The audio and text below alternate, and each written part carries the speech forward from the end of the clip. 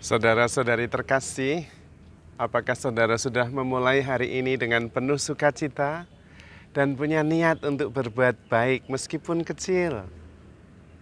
Semoga Tuhan memberkati niat baik saudara. Hari ini renungannya masih melanjutkan renungan kemarin tentang relasi yang mendalam. Relasi yang melampaui baik, buruk, benar, salah. Tetapi relasi yang merupakan pemberian diri sehingga menjadi bagian hidup. Nah, hari ini tentang mekanisme atau dasar atau core value atau pusat kegiatan yang harus selalu dilakukan secara periodik agar relasi itu sungguh mendalam, yaitu rekonsiliasi atau BBM. Ini adalah core value atau kegiatan inti yang harus terus-menerus secara periodik sering dilakukan supaya relasi semakin dalam, semakin mesra, semakin erat. Rekonsiliasi adalah sebuah tindakan yang tujuannya agar pemberian diri semakin ditegaskan. Semakin komitmen untuk menjadi bagian hidup itu semakin terungkap secara nyata melalui tindakan, yaitu rekonsiliasi. Arti sederhananya sebetulnya rekonsiliasi adalah bersatu kembali. Yang tadinya mungkin terganggu, terhambat, entah karena sakit hati, entah karena tersinggung, entah ada sesuatu yang mengganjal. Nah, ini semua diungkap, dinyatakan, supaya tidak ada lagi yang mengganjal, dan tujuannya supaya relasi menjadi makin erat. Rekonsiliasi adalah penegasan pilihan kita untuk menjadikan orang yang kita pilih itu sebagai bagian hidup saya. Dan karena saya sudah menjatuhkan pilihan saya, maka apapun saya lakukan agar relasi ini menjadi makin erat, makin dalam. Dan itulah yang dilakukan dalam rekonsiliasi. Rekonsiliasi bukan untuk mencari siapa yang salah, siapa yang benar, bukan. Tetapi untuk menegaskan kembali bahwa aku telah memilih engkau sebagai bagian hidupku. Maka apapun yang terjadi, I love you. Sekaligus karena tidak ada yang saya sembunyikan, I love you, maka tidak perlu saya ragu untuk mengungkapkan isi hati saya, ganjalan saya, karena saya yakin bahwa saya mencintaimu dan engkau mencintaiku. Dan karena itu rekonsiliasi terjadi. Dan sesudah rekonsiliasi terjadi, keakraban makin erat. Rekonsiliasi itu seperti mengambil balok yang ada di mata kita, supaya kita dengan lebih jelas membersihkan selumbar yang ada di mata sahabat kita itu. Tetapi di sini dibutuhkan energi. Rekonsiliasi membutuhkan investasi energi, investasi emosi, dan investasi cinta. Dan karena itu berat. Karena harus menyediakan waktu, harus kemudian siap secara emosional, dan ingat tujuannya adalah supaya relasi makin erat dan mendalam. Tetapi ini harus dilakukan, bahkan harus sering dilakukan. Karena kemudian ini yang kemudian mempererat, memperdalam relasi itu. Ketika kita sudah mengambil keputusan untuk memberikan diri dan menerima saudara kita menjadi bagian hidup kita, maka kita harus siap untuk tetap setia, tekun mengasihi, dan terus mengusahakan rekonsiliasi.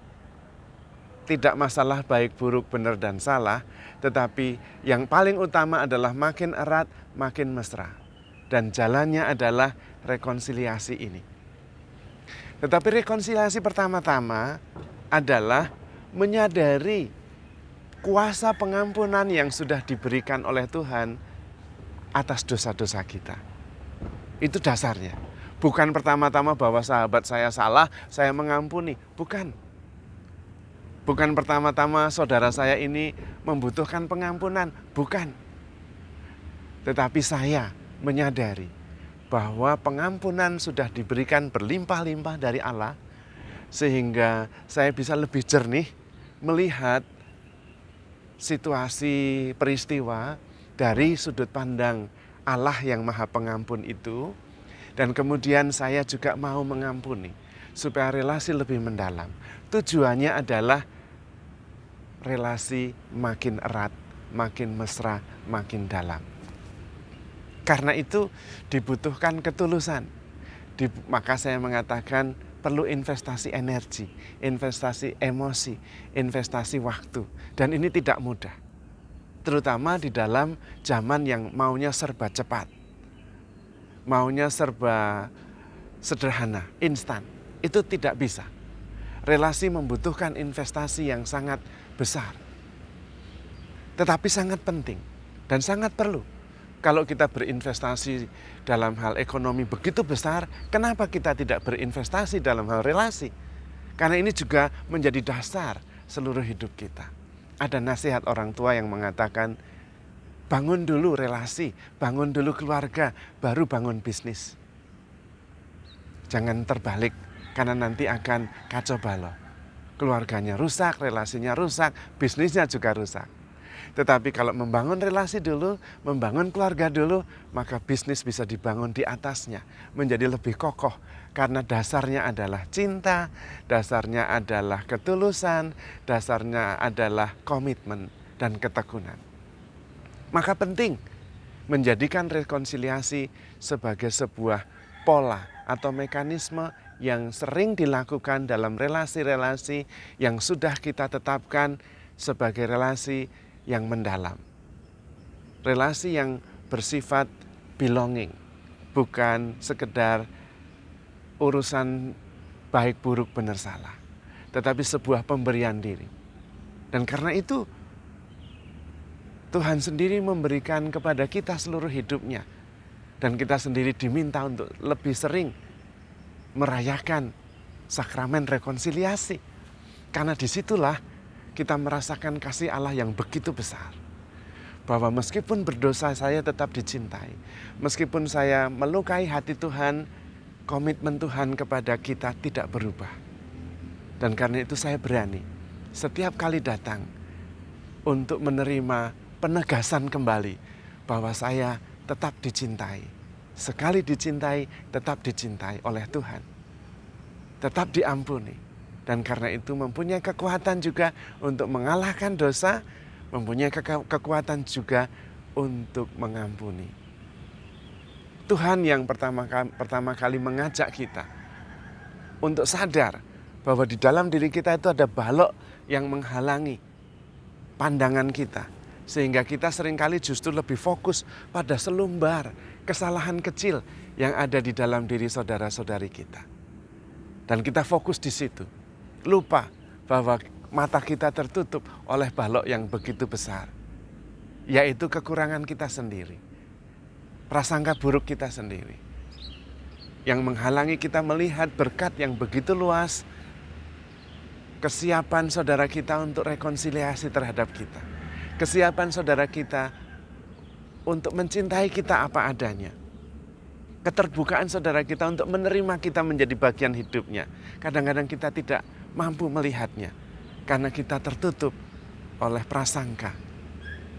Oleh pikiran negatif yang seringkali hanya sebuah ilusi. Yang ada hanya di kepala kita sendiri. Maka mari kita perlu mengalami kasih Tuhan. Pengampunan dari Tuhan yang begitu besar. Yang kemudian bisa menjadi kekuatan bagi kita untuk terus-menerus mengusahakan penegasan kembali pilihan kita atas saudara yang sudah menjadi bagian hidup kita. Entah itu pasangan, suami istri, entah anak-anak, entah sahabat. Sehingga baik buruk, benar salah, sakit hati atau penuh sukacita tidak menghalangi kita untuk terus-menerus mengasihi secara lebih mendalam. Kuncinya ada di rekonsiliasi yang dilakukan secara periodik, sesering mungkin, setulus hati. Seperti Tuhan yang selalu terbuka untuk menerima kita Kapan saja kita mengaku dosa dan mohon ampun. Bukan hanya 7 kali, tetapi 70 kali 7. Karena pada saat itulah kita merasakan kebebasan. Kita merasakan sungguh-sungguh dicintai, tanpa batas, tanpa syarat. Dan pada saat itu juga kita bisa mengasihi tanpa batas, tanpa syarat juga. Siap mengampuni dan menjadi erat kembali, mesra kembali. Dan menemukan makna hidup kita dalam sukacita, penuh kasih kepada orang-orang yang kita pilih untuk menjadi bagian hidup kita. Kita sudah lebih dulu dipilih oleh Tuhan menjadi bagian hidupnya. Maka mari kita menegaskan pilihan kembali dengan kesetiaan untuk terus-menerus mengusahakan rekonsiliasi. Sehingga relasi kita makin dalam, makin erat, makin mesra. Kekuatannya berasal dari Tuhan sendiri yang sudah mengampuni kita dan sangat mengasihi kita. Maka handle yourself with care because you are loved. Tuhan memberkati.